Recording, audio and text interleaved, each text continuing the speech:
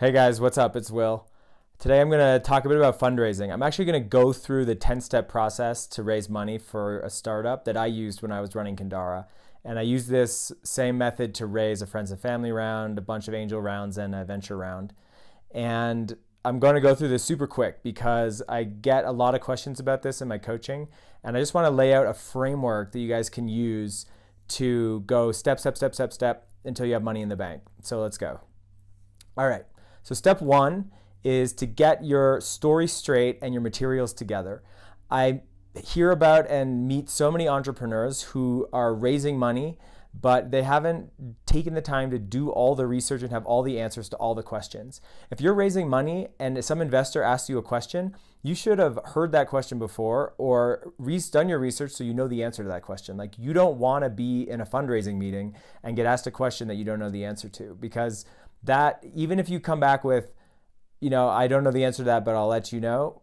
Of course, there's going to be some questions where you don't know the answer, but the core questions of your business: how big is the market? How are you going to make money?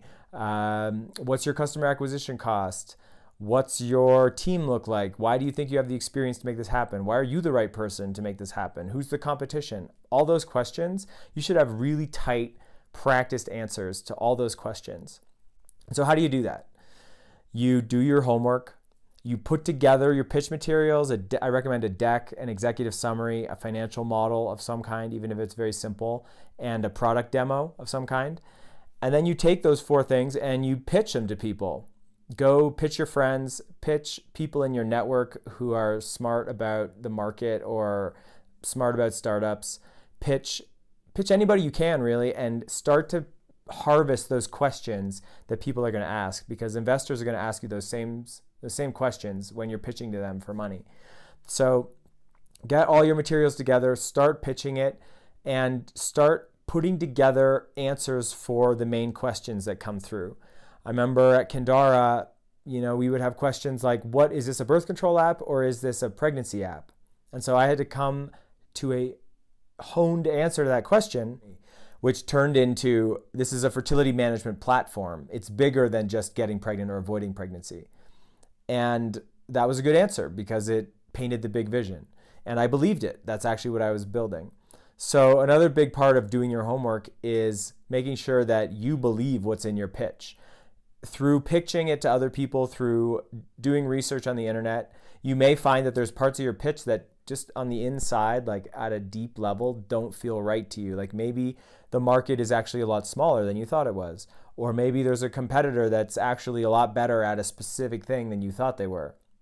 So as you do this research, you want to hone your pitch and change it, because when you go into pitch, the number one determiner of whether you're going to raise funding or not is whether you believe it, whether you have certainty.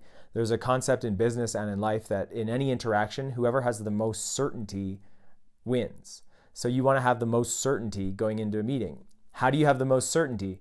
By doing your research, practicing, and adjusting your pitch until when you're walking in the door, you feel that it is tight. You believe 100% with all your cells in your bones that this is going to be what you think it can be.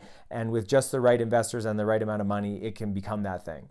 So people hate it when I tell them this, because this process of honing your pitch, doing research, adjusting, doing more research, adjusting, can take months. Like, this can actually cause you to change your business model. You might do research and find that what you were planning to do doesn't make sense, or somebody else is doing it way better than you can do it.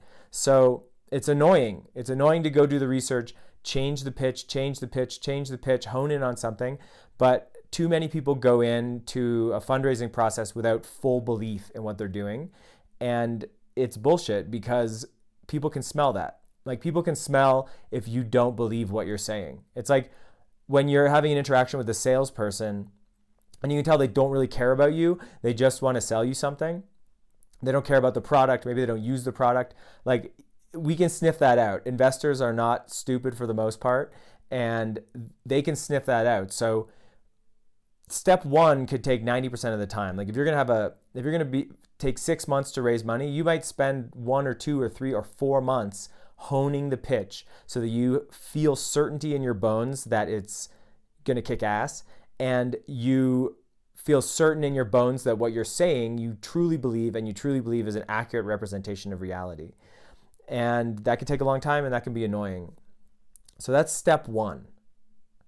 I talked for a long time on that, but get your materials together, and I'm going to come back to this theme again and again. So step one, get materials together.